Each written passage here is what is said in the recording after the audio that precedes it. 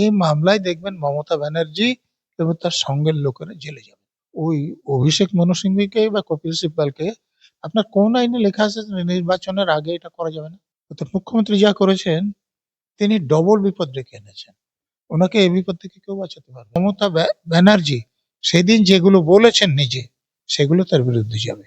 অতএব তার বিরুদ্ধে তিনি যা বলেছেন তাতেই তার অপরাধ প্রমাণ হবে, তাতেই তার সাজা হবে, তাতেই চিফ সেক্রেটারি, ডিজি এবং কমিশনার অফ পুলিশ এবং অন্যান্য পুলিশ অফিসার যারা ছিলেন তাদের কিন্তু সাজা হয়ে যাবে। আমাকে অনৈতিক চাপ দেওয়ার সাহস কেউ রাখতেন না, ভয় পেতেন আমাকে। বেআইনি কোনো অর্ডার আমাকে কেউ দেওয়ার সাহস করেননি। দিলে আমি পরিষ্কার বলতাম যে এটা আমি করতে বাধ্য নই। এমএলএ কে অ্যারেস্ট করেছিলাম, এমপি ছেলেকে অ্যারেস্ট করেছিলাম, এসপি, ডিএম, ডিআইজি হেডকোয়ার্টার, রাজনৈতিক নেতারা সকলে চাইছিলেন তাকে বেলে ছেড়ে দিতে, আমি ছাড়িনি, হাজতে রেখেছিলাম। তা আমি কখনো মাথা নত করে চাকরি করিনি। আর কোনো রাজনৈতিক নেতা বা আমার বস আমাকে বেআইনি কোনো অনুরোধ করবে এরকম সাহস করতেন না। দেখুন, চিটফান্ড কাণ্ডে মমতা ব্যানার্জির টাকা নেওয়ার ডায়েরিতে যে উল্লেখগুলো ছিল, সেই ডায়েরিগুলো, যে পেন ড্রাইভ গুলো, যে হার্ড ডিস্ক গুলো, সেগুলো তো রাজীব কুমার সরিয়ে রেখেছেন। কিন্তু রাজীব কুমার এত বোকা না যে সেগুলো ধ্বংস করে ফেলেছে। মমতা ব্যানার্জি সেদিন যা করেছেন তাতে শুধু নিজেকে বিপদের মধ্যে ফেলেছেন তা নয়, রাজ্যের ডিজি, কলকাতা পুলিশের সিপি, ডিসি এবং অন্যান্য অনেক পুলিশ অফিসারকে, রাজ্যের যিনি চিফ সেক্রেটারি তাকেও বিপদে ফেলেছেন। এবং যেসব অপরাধ করেছেন তাতে ডাকাতির সেকশনে মামলা হবে, প্রমাণ লোপাটের সেকশনে মামলা হবে, সরকারি কর্মচারীদের কর্তব্যে বাধা দানের মামলা হবে, ভীতি প্রদর্শনের মামলা হবে, অনেকগুলো ধারায় মামলা হবে।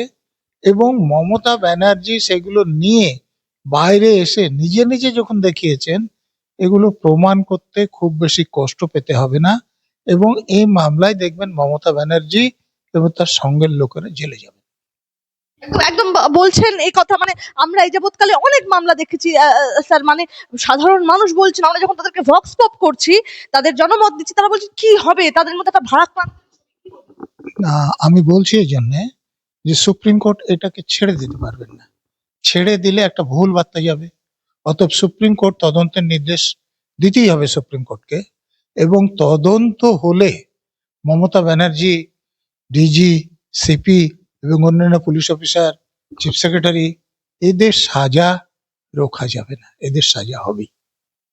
আমি বলবো রাজ্য এবং মানে সুপ্রিম কোর্টে আমরা দেখলাম যে রাজীব কুমার, রাজ্য পুলিশের ডিজি, যার কথা আমাদের কথোপকথনে উঠে এলো, সেই রাজীব কুমার, মনোজ ভার্মা কলকাতা পুলিশ কমিশনার এবং প্রিয়ব্রত বাবু, তাদেরকে সাসপেন্ড করার নির্দেশ দেওয়ার আজই ছিল ইডির তরফ থেকে। কলকাতা পুলিশও কি কোথাও গিয়ে ফেঁসে গেল? রাজীব কুমারের অবসর, যেখানে আর কিছুদিন পরেই তিনিও কি বিপদে পড়ে গেলেন? তিনি যে বিপদে পড়েছেন এই ব্যাপারে কোনো রকম সন্দেহ নেই। মানে খুব সম্ভবত 31 জানুয়ারি তার রিটায়ারমেন্ট, এবং তার আগে তিনি যদি সাসপেন্ড হন বা তার বিরুদ্ধে যদি প্রসিডিং শুরু হয় তো তাহলে সেটা তার পক্ষে বিপদের কথা। তবে অন্য যারা আছেন তাদেরও বিপদ কম নেই। মমতা ব্যানার্জির নিজের বিপদ অনেক বেশি। কোনো মুখ্যমন্ত্রীর অধিকার নেই তিনি যে অপরাধ করেছেন সে অপরাধ করার। কোনো রাজনৈতিক দলের নেতার বা নেত্রীর অধিকার নেই তিনি যে অপরাধ করেছেন তা করার। অতএব তার দলের লোকেরা, তার আইনজীবী যতই বলুক যে তিনি রাজনৈতিক নেত্রী হিসেবে সেখানে গিয়েছেন, তাতে ওনার অপরাধ এক চুলও কমবে না, ওনার সাজা হবে।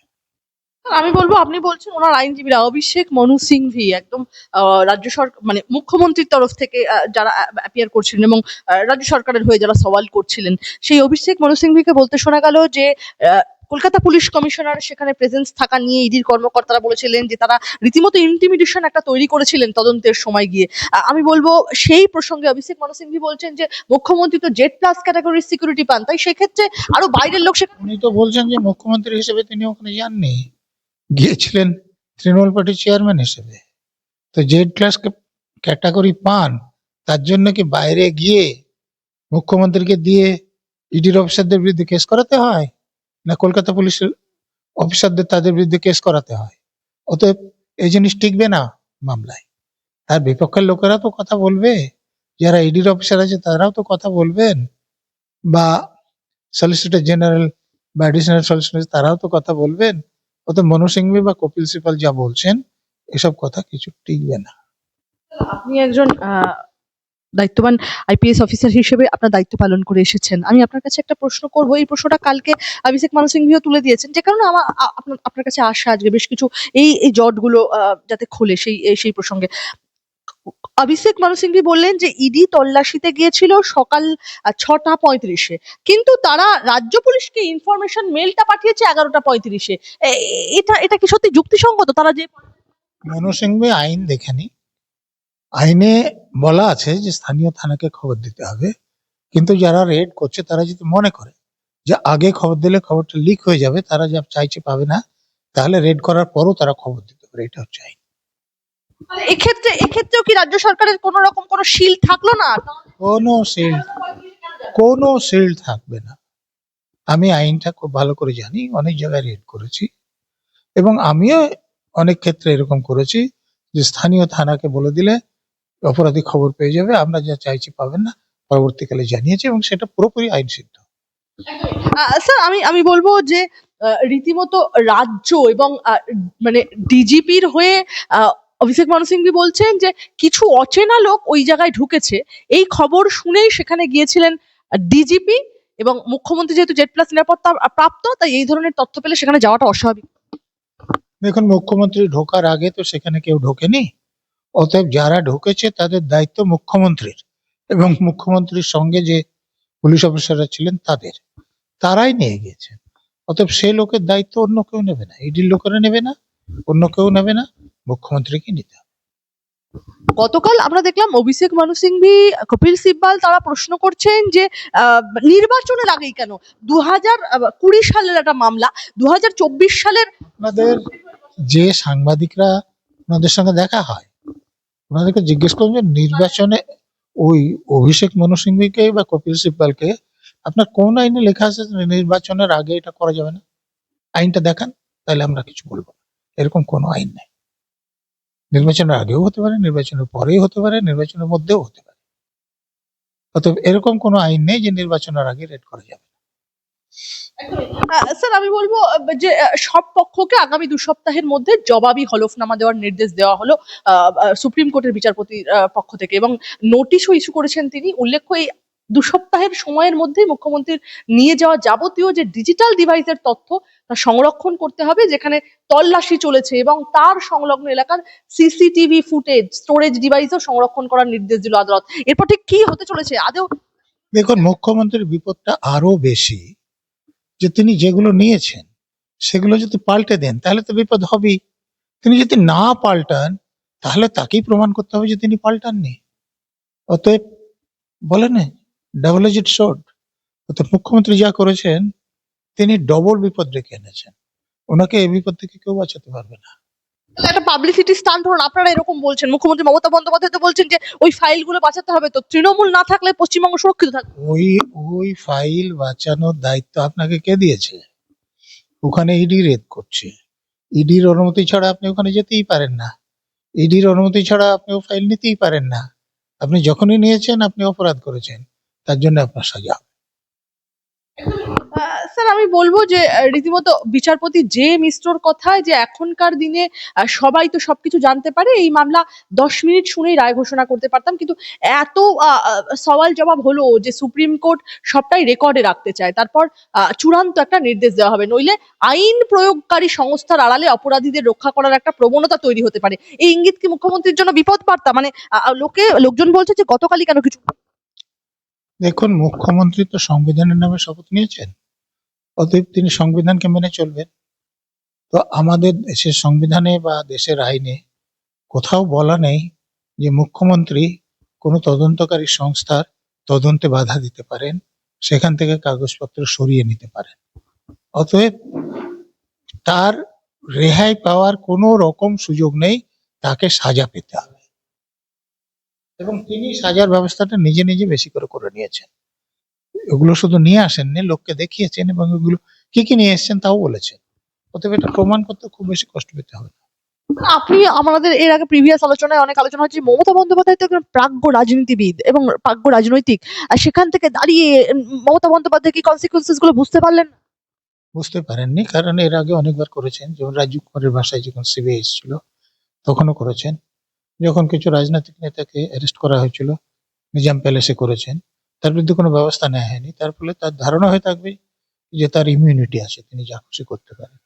কিন্তু এবার যা করে ফেলেছেন সেখানে কোনো ইমিউনিটি কাজ করবে না, কারণ সুপ্রিম কোর্টও তাকে ছেড়ে দিতে পারবে না।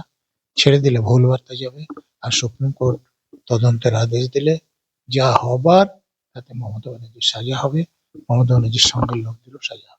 আমরা দেখলাম স্যার যে রীতিমতো কলকাতা হাইকোর্টের যেদিনকে হিয়ারিং ছিল এই মামলায়, সেই হিয়ারিং এর মামলার কথা উঠে এলো একদম আদালত কক্ষে, যে বিচারপতিরা বলছেন এখন যন্তর মন্তরের মতো পরিস্থিতি তৈরি হয়েছিল কলকাতা হাইকোর্টে, যা বাঞ্ছনীয় নয় একদমই।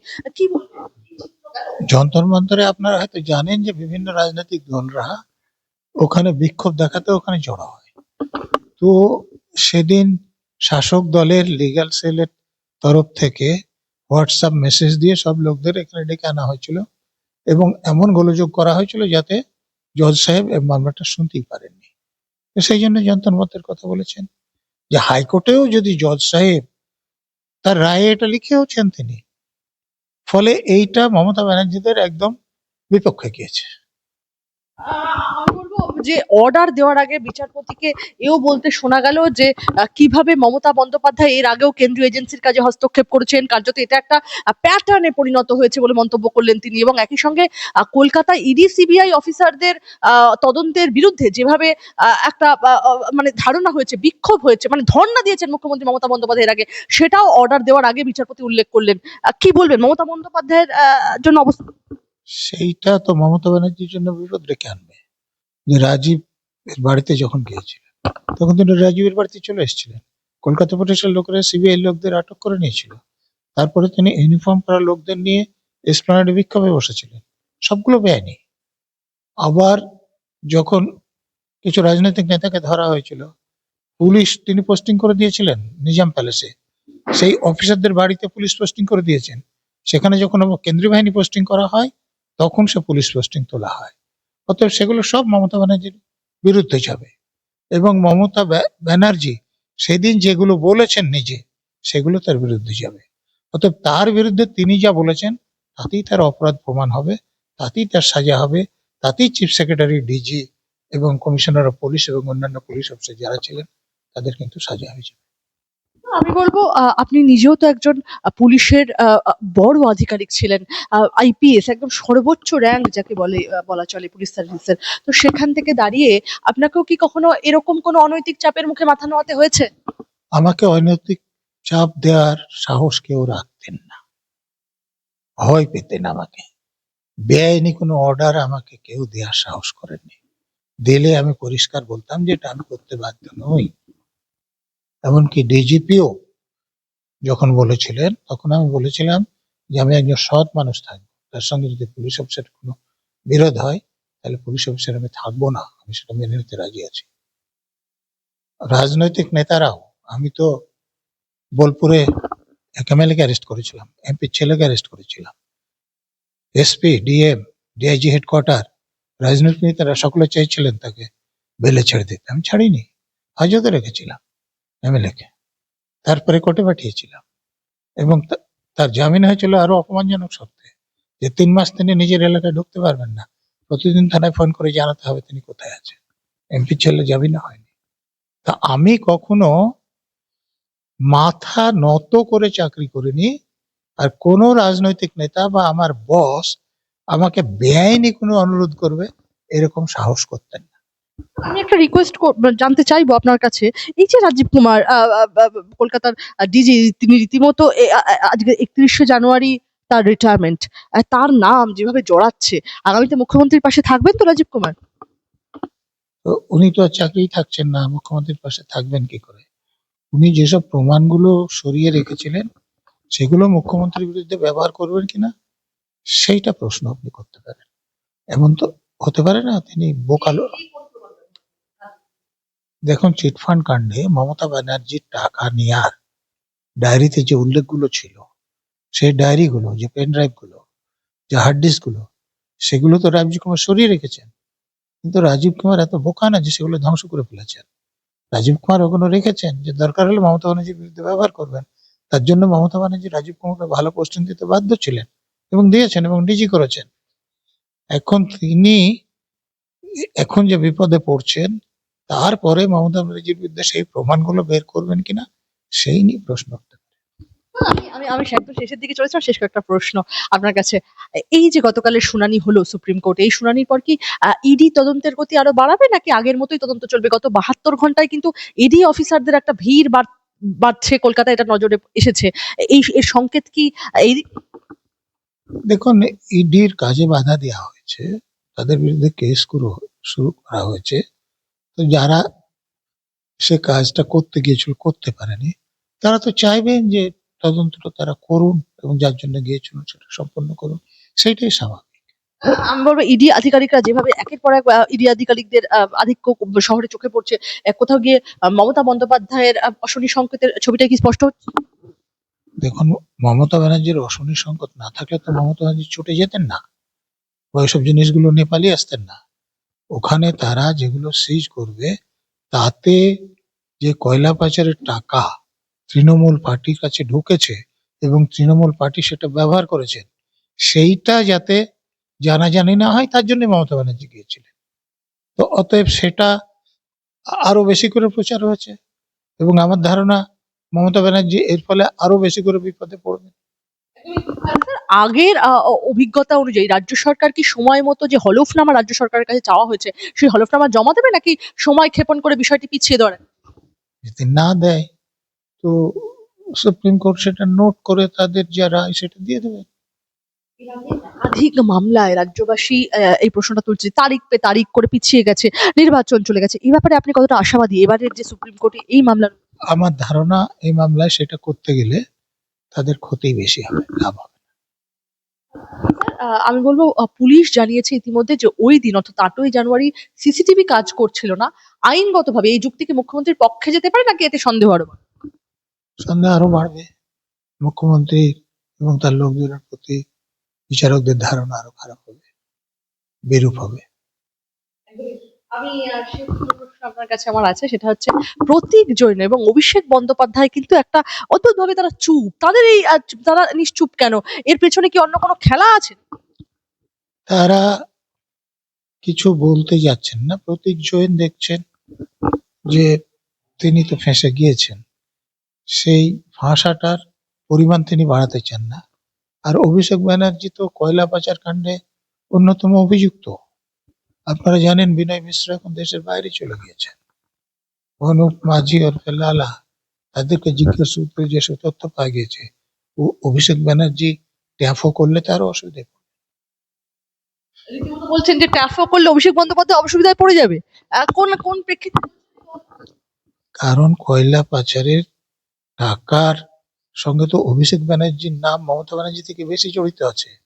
অভিষেক ব্যানার্জির কাছের লোক বিনয় মিশ্র তো দেশ ছেড়ে পালিয়েছেন তার জন্য, এবং অনুপ মাঝিরা যেসব কথা বলেছেন তাতে তো অভিষেক ব্যানার্জিরই নাম এসছে। অতএব আইনজীবীরা নিশ্চয় তাকে পরামর্শ দিয়েছে যে এসব তুমি এখন কিছু বলতে চাও না। শেষ প্রশ্ন আপনার কাছে একটাই, সেটা হলো জি ২৪ ঘন্টার প্রতিনিধি সোমা মাইতি সংবাদ সংগ্রহের জন্য সময় একদম গুরুতর হেনস্থার শিকার হয়েছেন। সোমা জানান যে চিত্র সাংবাদিকের মাথা ফাটিয়ে দেওয়া হয়েছে এবং তাদের ক্যামেরা বন্ধ করে দেওয়া হয়েছে, ফোন ছিনিয়ে নেওয়া হয়েছে। আক্রান্ত প্রতিনিধি এও জানিয়েছেন যে তার মাথায় সিটি স্ক্যান হবে, অসহ্য যন্ত্রণা হচ্ছে মাথায়। একদম চিত্র সাংবাদিকের মাথা ফাটিয়ে দেওয়ার মতো ঘটনা, রীতিমতো বেলডাঙায়। কি বলবেন? সারা শরীরে ব্যথা, সময়ের সঙ্গে সঙ্গে আরো ব্যথা বাড়ছে, চিকিৎসকরা বলছেন অ্যাডমিট হতে হবে। কি চলছে বেলডাঙ্গার ঘটনাটা নিয়ে? রীতিমতো রণক্ষেত্র পরিস্থিতি। গণমাধ্যমের উপর আক্রমণ যে কোনো সময়ই খুব নিন্দাজনক, কারণ তারা যেসব খবর করে তার জন্যই লোকে জানতে পারে কে কি অন্যায় করছে, ন্যায় করছে। তো স্বাভাবিকভাবে যারা আন্দোলন করছিল তারা চায়নি যে এই ব্যাপারটা গণমাধ্যমে আসুক। এটা খুবই নিন্দনীয়, তাদের সাজার ব্যবস্থা হওয়া উচিত। যারা আন্দোলন করছিল স্যার তারা চান না কেন যে সবটা জনসমক্ষে আসুক? কিসের আন্দোলন? দেখুন, আন্দোলন তো যারা করছিল তাদেরকে সংগঠিত অন্য কোনো লোক তো করেছে। এবং যারা সংগঠিত করেছে তাদের একটা উদ্দেশ্য থেকে করেছে, যে এখানকার লোক অন্য রাজ্যে গিয়ে মার খাচ্ছে, অতএব এই রাজ্যের লোকেরা আমাদের পার্টিকে ভোট দাও। এর বাইরে তো আমি কিছু দেখছি না।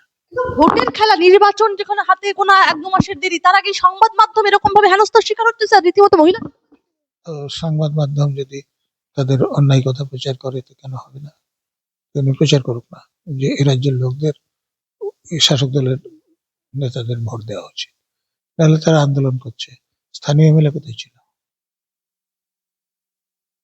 জেলার ওই এলাকার জন্য এমপি তিনি কোথায় ছিলেন? তাদের কথা লোক শুনছে না? এই সমস্ত স্থানীয় এমএলএ এদেরকেও কি তদন্তের আওতায় আনা উচিত? অবশ্যই আনা উচিত। দেখা উচিত যে কে অর্গানাইজ করেছে, তখন দেখা যাবে। এগুলো শাসক দলের লোকেরা সংগঠিত করছে তাদের ভোটের সুবিধার জন্য, এবং অন্য রাজ্যে যেসব ঘটনা ঘটছে তাতেও যদি তাদের কিছু ভূমিকা থেকে থাকে আশ্চর্য